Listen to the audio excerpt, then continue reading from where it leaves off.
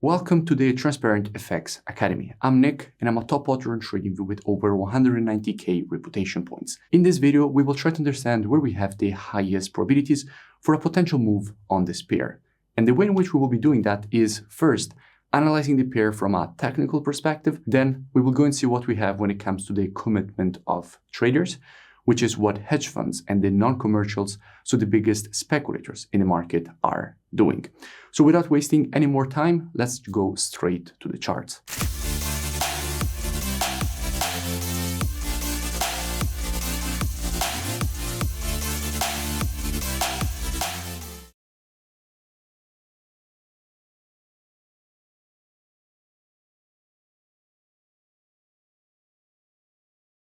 In today's video, I want to speak about GBPUSD. Now, why do I want to speak about it? Because at the moment, we do have quite interesting price action and structure. So starting here on the monthly time frame, what we can see is that at the moment, we are testing a very strong level of monthly support and demand. In fact, from here, the market started all this move to the upside. Again, here, tested and rejected. The market again here tested its zone and rejected it to the upside. Again here tested and rejected. And at the moment we're testing once again this very strong support and demand zone from which we do expect a potential move to the upside.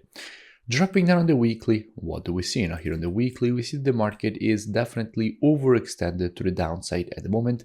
And usually after the creation of an impulse, what you get is a correction. Specifically, you usually get a correction at least to the 0.32 of the Fibonacci taken on the weekly impulse. Now, in this case, the weekly impulse would be from this high to this low.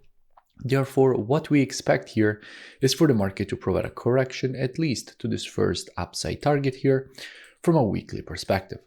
Now, if we drop down on the daily time frame, what do we see? Now, here on the daily, we can see that, first of all, the market is definitely overextended to the downside, any need of a correction.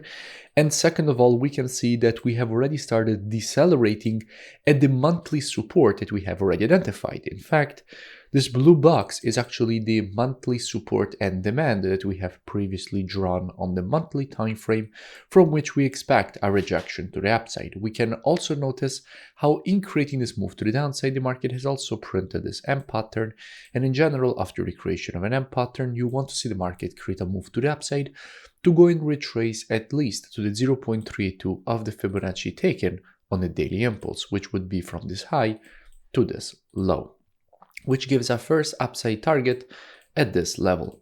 Now, if we go and see what we have when it comes to the commitment of traders, which is basically what hedge funds and the non-commercials, so the biggest speculators in the market, are doing, and we check the data specifically for the pound, we can see how obviously net positions have been decreasing lately. However, what we don't have yet, because it hasn't been released, is the new data of how inside of here we are seeing positions changed. Now, obviously we will get a report tomorrow. Now, if tomorrow we will see that we're getting longs added and shorts closed from an institutional perspective, we could easily see this rejection to the upside because we have already seen a slowing down of the decrease of the net positioning. And with the last report, we only had 300 longs getting closed compared to the 5K that were already opened with the previous report. So what could easily happen is that now we're getting longs opened, shorts closed from an institutional perspective, which we should see with tomorrow's report. And from there, then we could get this potential rejection to the upside. So if that will be the case, how we could be approaching this situation. Now, as usual, trading is reactive and not predictive. The monthly, weekly, and daily combined with the CO2 data, those are the best time frames from a directional perspective. However, when it comes to confirmations and entries, the best time frames are the intraday time frames, so 4 hour and lower.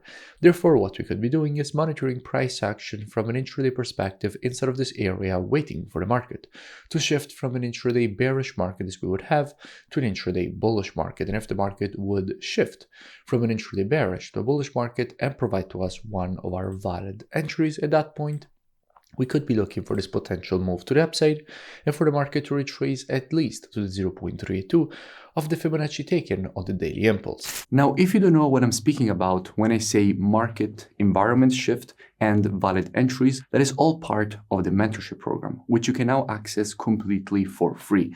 In fact, the link is in the description, and I really suggest that you go and check it out because you can learn all the rules of the strategies and you will find a lot of valuable content inside of it. Now, if you enjoyed this video, also make sure you smash that like button and comment below. It really does support the creation of more free education analysis for all of you because obviously it helps with the YouTube algorithm, and I will see you in my next video.